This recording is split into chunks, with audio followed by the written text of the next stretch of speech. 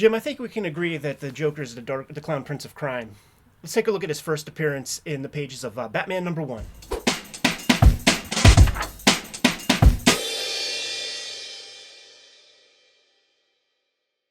Welcome to your favorite YouTube channel, Cartoonist Kayfabe. My name is Ed Piscor. I'm Jim Rugg. Let's take a look at the first appearance of Joker in the pages of Batman Comics #1 today, Jimmy. But first, got to remind you that we are a daily YouTube channel with more than 1,700 videos at your disposal. Might have talked about your favorite comics. So go to the front page of the Cartoonist Kayfabe YouTube channel, hit the magnifying glass, search for your favorite titles, and check out those videos. We have videos on, the first appearance of Batman comic from Detective Comics 27. We've got first appearance of Superman. So if you're into the Golden Age, check those things out. We are on the race to 100,000 subscribers. Make sure you subscribe to the channel. And if you're in Gen Pop, we will get those videos out to you if you make sure you notify yourself by hitting the bell or whatever YouTube requires these days. If you want the videos a little bit earlier, support the channel that way by being a King Kayfaber on the Patreon, and we will deliver you the videos before anybody else. Plus, you will have access to the live stream recording session as we make these videos. So today, what we're using for our reading pleasure, Jimmy, I think I have this story reprinted in no less than 4 places. Greatest Joker stories ever told.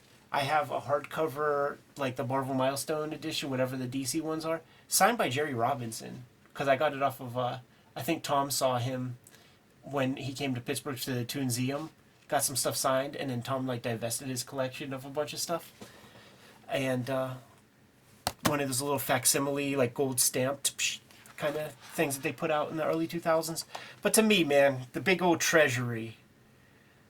No better way to read comics than these super big reprints. It's kind of bizarre to me how flattering this oversized treatment is for art that was done quickly and almost as throwaways and on bad paper and everything. And somehow this is really great seeing it a little bit oversized like this. It almost feels like it could come straight from the Francois Moley Art Spiegelman studios, right? It feels like a raw.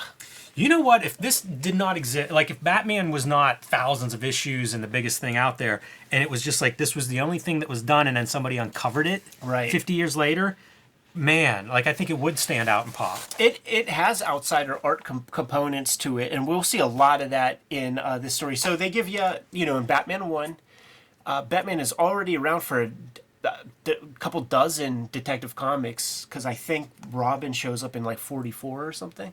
So Robin's established he's there.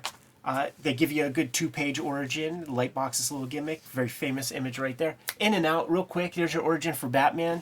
Now let's jump into presumably Jerry Robinson territory. I think he's credited as being the creator of Joker, drawing this thing initially. How good does Joker look right out of the gate? And Absolutely. Pretty much unchanged. Totally. Down to, I remember when we were looking at the Killing Joke, the big purple trench coat. I was like, yo, did Brian Bolland just invent this thing? Nah, it's in this. It's so impressive to me how much this is the Joker, and that it's just there's no further evolution in the next 75 years. It's such a cool glimpse into a period of time too, where this is how people wasted their time back in the day, just with the radio on, and the day's almost over, and he's still on the newspaper. The news is old news by the time he goes to bed.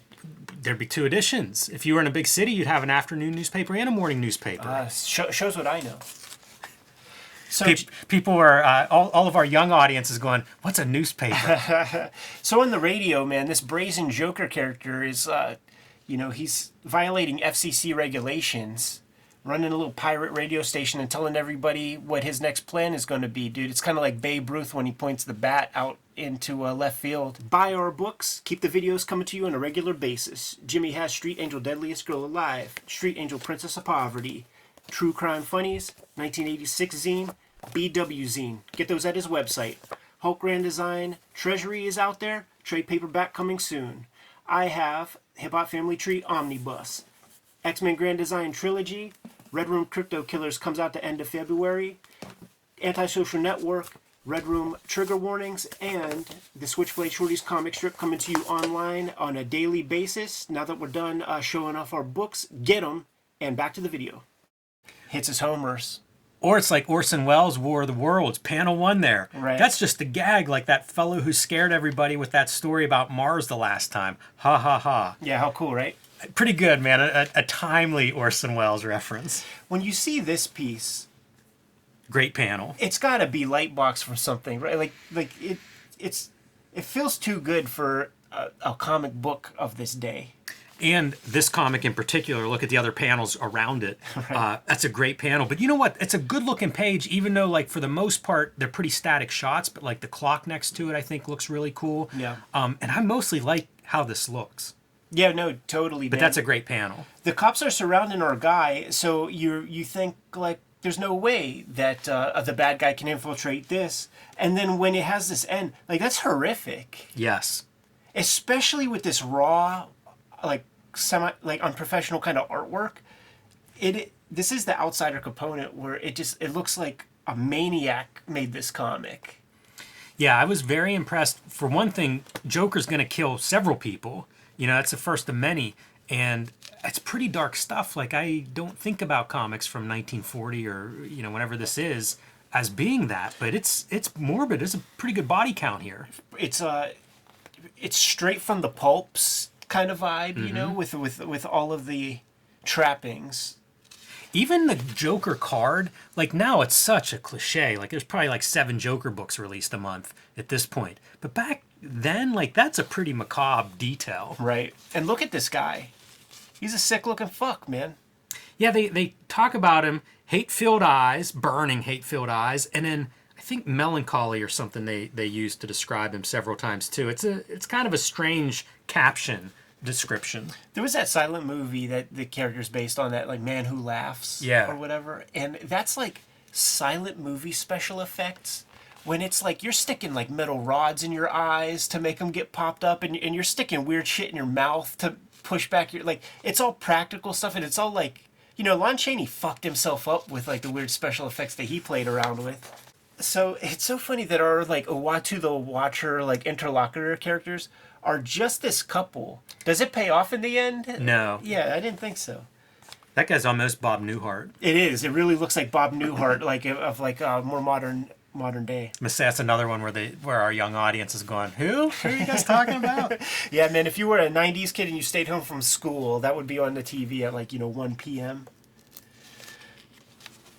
And look at when he, like, presents himself full body. Like, he's got, like, a pimp dance to him or something. Yeah, he has an unusual figure compared to, like, the muscular superhero Batman. He does lanky. feel like kind of that dark, sinewy. Yeah. And just that same face, almost Xeroxed. Never changes. It also isn't as simplified as, like, your typical newspaper comic cartoon style.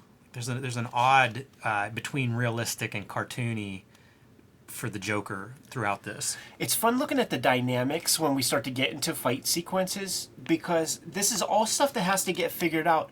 And a broken clock is right, you know, several times a day. Go back one more, just because I want to point out, I know that we've talked about in the past how Dick Tracy-esque this Batman stuff is, but, like, this guy feels like he just wandered off as an extra from a Dick Tracy strip. Yeah, I mean, you say it, and then, like, you know, look at these cops and stuff. Yes. Like, it's straight from... I also like seeing the underworld. Look at the line work for the smoke. This is so funny. This is like... like, every single one of these people is a fucking heathen. It's like Batman has his work cut out for him, because there's a building, a bar, that just has 100% bad people in it. The criminal element. I feel like Rorschach should come in there and be, like, breaking fingers to get info. Man, he has. So let's show some dynamics. Yes. And what I love is, like, they haven't figured it out yet. So it's all the wrong moments, except this one. Like, this is where something should click in your head, where it's like the follow through. You get the follow through, and you get the action, cause and effects and stuff. Because when you stop the camera, quote unquote, like right at the moment of impact, you got nothing. You got nothing. But when you have the follow through, like, that is dynamic. I wondered, like, looking at this week, I wondered how many of these pages do you churn out in a day? You know, because this is pretty basic drawing. You know, like something like that. I mean, that's a quickly drawn panel, I assume. Sure. So, like, wonder what the turnout would have been at this time. I don't know exactly how those comics worked, but I do know that like Bob Kane was it was a business. It was like its own studio. So like he was responsible for his chunk of like Detective Comics, and this Batman comic is like under his studio. That's why he has like Bill Finger and well, first off, he has them because they could draw, but Shelley Moldoff. There will be all these ghosts. Like Dick Sprang's a ghost, and it's because he has this studio set up. Because like Siegel and Schuster had the same deal when it was Superman and Action Comics that they were like sort of responsible for in terms of producing the comics. They might have had some overseers. The storytelling is all over the place with this stuff, and it's so childlike in the drawing, man. You could imagine that they had a piece of reference and they just like flipped it. It's so basic, that car. Yeah. Even like the bridge, I feel like, I don't know if bridges actually, if there are any that look like that. Right. You know, it's so simple. It's almost the kid version of it, but also kind of makes sense in my mind when I do wonder reading this, like how much this was aimed at kids. Oh, sure. Are you meaning that maybe it's not? There's a lot of murder in it. There is, and even throughout the so like when you get past the Joker story, like this is a famous story where Batman like hangs the fucking these giants from his like bat gyro. Yeah. You know? I think there's guns in there too, man. Yeah, totally. And whenever drugs just shooting up. Look at that close up. Whenever Frank Miller is talking about, you know, the stuff of the old Batman comics and he wants to bring it back, it's really like 10 comics. You know, it's a very small amount of them before the editors put some reins on them and are like, you know, we could probably sell some of this shit to kids. But this would be included in that mix. Even in the 60s, there would be Aquaman comics where he kept the part in his hair underwater. Yeah, right. Like, just no imagination when it came to the drawing part. Now, this is my favorite image of this entire section. This is so ghastly. And the idea that this guy, like, infiltrated, like, the police force and was able to get so close to his victim in order to, like, to make that guy go away, that would have freaked me the fuck out as a little kid reading this, man. But that image with the uplighting and everything, that's a good piece. Robin the boy bullseye. The boy decoy. So many full moon panels for my full moon zine. Oh yeah. And Robin just getting brain damage. I know. Batman's starting to get his box of gimmicks. He is, and I kind of like that one in that it works visually. You know, like we're going to hit an infrared light. It's kind of, if I read that in a script, I'd be mad. But if you see how it's done here, it's so basic. With the proportions of this character compared to the way he's drawn in a bunch of others, I wouldn't be surprised if this is from an Alex Raymond or a Hal Foster crib. It's something. It's totally recognized. Like, whenever I was flipping through it, I was like, what is this pose? Because I've seen it somewhere. Yeah. And that's probably where it's coming from. Totally. It's so different than every other Batman image in this in this book. Yeah. Joker does well physically against Batman throughout this story also. They move the story around a bunch too. Like there's a lot of good set pieces. We got like mansion terraces and bridges and warehouses, all kinds of shit. Storytelling completely falls apart here where you have like some scaffolding that's being built. Knocks fucking Joker off. He's done. Yes. But then no, it's still comics, and then a building emerges from out of nowhere. By the way, we went by without noting the Boindage. Boindage. Gotta have the Boindage in these Golden Age comics. Yeah, good call. Always love the newspaper stuff too. That's always fun. Do some exposition with your newspaper headline. And you look at this guy, and you just know he's not going to be behind bars for long. It's a great criminal character. It makes me wonder, like, what other Batman's rogues galleries have we seen before this? Were there some in Detective Comics? Is this the first one? They spell out Robin at the end somewhere. Yes. And like the O is for obedience. Yes. And like that's probably not a good thing when you have some like weird old dude who's in your custody, because I think he obediently like dressed up like a girl here. Look at that shirt. It looks like a little Lulu. What the hell is that outfit that he's put that boy in? That's hilarious. Robin is a prisoner, just minus the bars here. The N is for nationalism, which is another one that I'm not sure we would put in a kid's comic today. So, dude, the Batman comic is chock full of stuff. So, Batman issue 1, it has many adventures, and I like that monster story the way it looks. Makes me wonder, like, who's ghosting what. Yeah. Because it feels like that one looks different than the Joker story. I think we get credits because this one is in the greatest Batman stories ever told. That might be a Shelley Moldoff, but it might be too early for that. It might still be Jerry Robinson. It definitely ain't this guy. Right. A young Bob Kane, 24 years of age at the time this book comes out. You know, there's another story in here that they say is like the Catwoman. I think she's called the Cat. It's this story. And you see her a little bit, but very far from what I think of as Catwoman. Yeah, of course. You know, not having the costume, the cowl, all that stuff. That's part of what makes the Joker stuff so impressive is like, man, when they put the Joker on paper, it was like, that's that. Yeah, here's your pedigree right now. When you have this, does that mean Kirby's over there? It's no, it's Craig Fleischl, I think, is the artist on it. Those are good. That was one whenever they were selling the archives and stuff. I bought that one because I think that's a standout guy. Right. It's so funny that there are 2 Joker stories, and really, it's almost like it should just be called Chapter 2. Because it picks up, like I said, he's in prison. This is where we last saw him with his face between the bar, you know, practically that panel. Yeah. Boy, that's a good, again, like that's exactly him. Right, totally. It's wild to think how popular Joker is today with the idea of like fully formed 1940. It's pretty fun to watch him evolve because like every artist they put their little piece on it, and I'm feeling like maybe it's Neil Adams that really elongated, like turned it into like what we think of as like the Jim Aparo or the Jose Luis Garcia Lopez Joker. Like maybe it is Neil Adams. Yeah. You know, maybe it's Carmen Infantino. Yeah, I don't know who I would give credit for, but it does feel like you came up with the combination that is fun to draw, because it's almost like, how ghastly can we make this smile, you know? And you see people continue to find ways to push that further and further into like the disturbing territory. Right. But it's that combination where like artists want to draw that. Totally. I love these contrivances, right? Like just put Robin out there and have and Joker just has an axe underneath that trench coat. Yeah, no doubt. Does have the matching hat, though, even. Something that we Right. would see with him, you know, all the way into the future in movies. Set up the your perspective dots here, Ed. I'm a little confused by the perspective of what they're standing on and that city in the background. Look, this is a boat. It's a very curvy Earth. Yeah, it is. So Joker escapes because he has screw-in teeth with explosive chemicals in 2 of them. Unscrews the does. teeth and blows a giant hole in the prison wall. Of course he does, man. Couple of great panels here.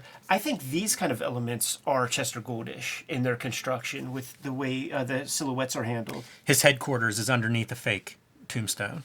So he moves the tombstone and then goes down into his laboratory where he can make up some of his killer potions. Big budget.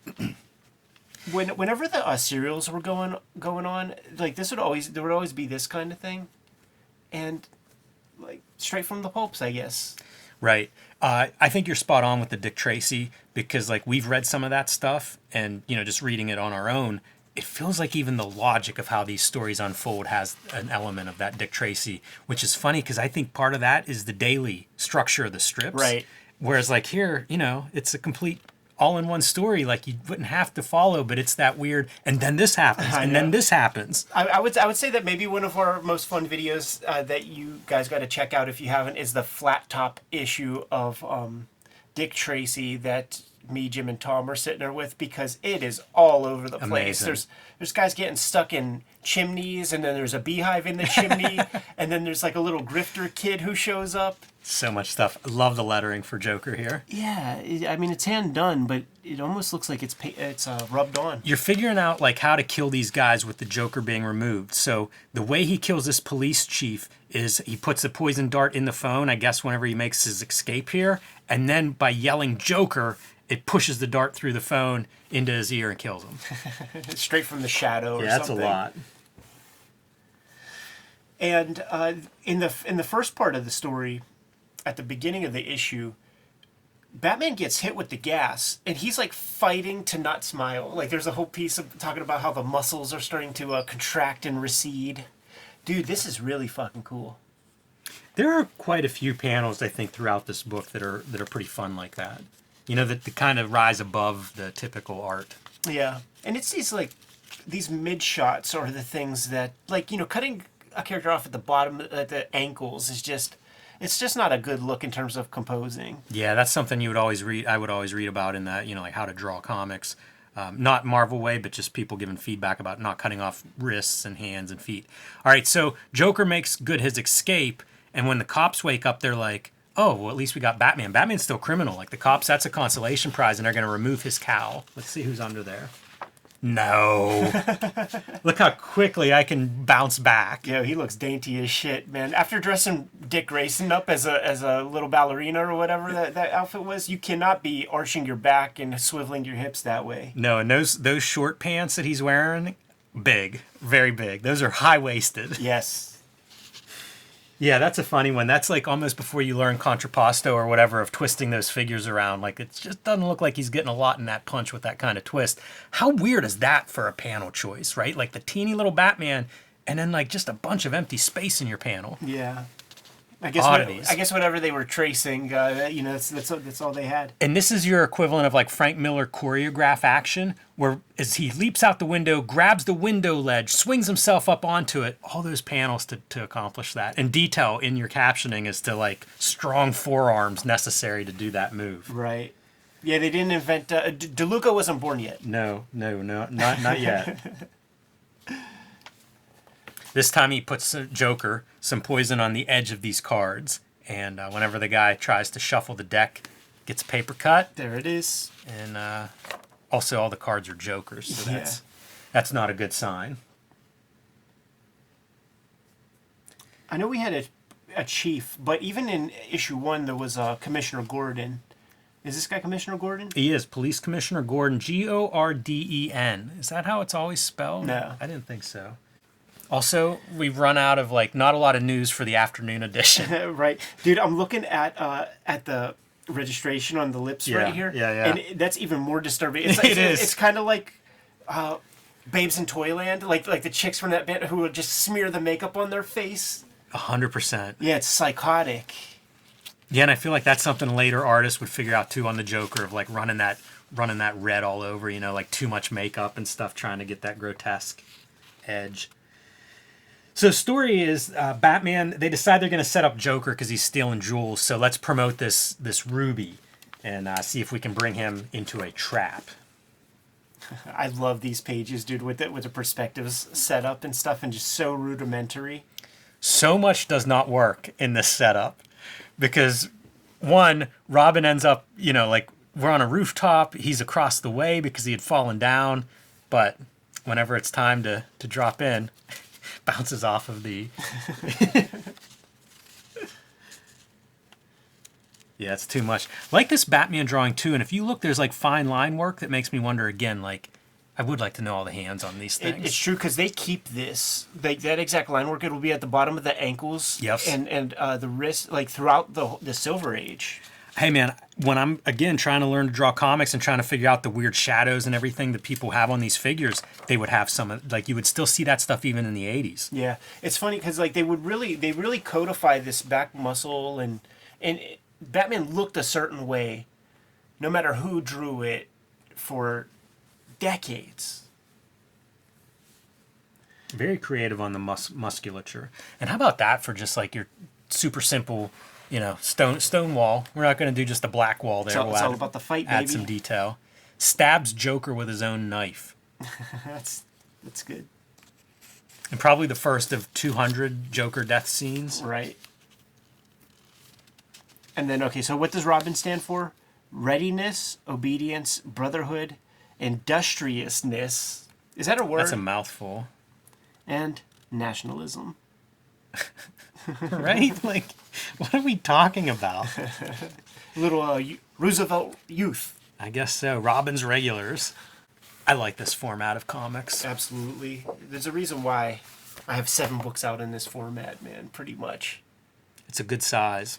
Yeah. Looking at these first is fun, too, man, because, like, there's a Shazam one. That's OG Beck.